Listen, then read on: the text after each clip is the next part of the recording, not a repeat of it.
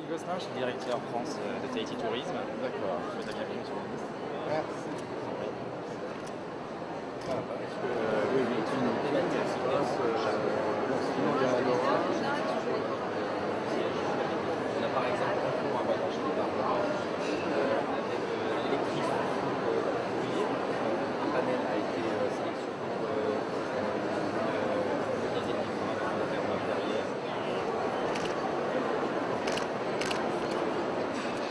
Sur deux types de paramètres.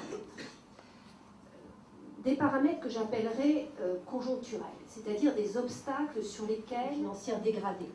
Je citerai évidemment le cas de la Polynésie française.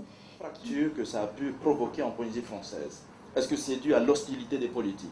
En Polynésie française, je dirais, c'est dû à l'incompétence des gouvernements précédents. Bien évidemment, sur notre richesse culturelle, notre authenticité, mais également sur notre environnement.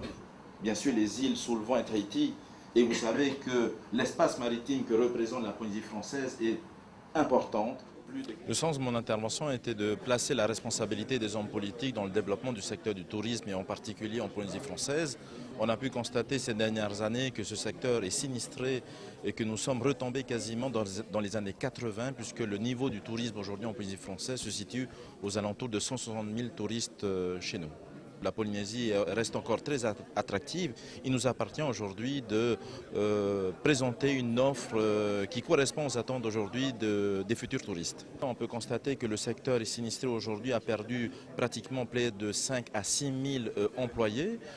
Donc on voit quand même qu'il y a une marge de manœuvre aujourd'hui qui nous permettra d'offrir des emplois dans ce secteur d'activité, mais pas uniquement dans ce secteur d'activité. Il y a également le bâtiment et d'autres secteurs qui méritent que nous apportons des solutions. Pour nous, il était important d'intervenir dans cette table ronde et puis de porter la parole de la Polynésie.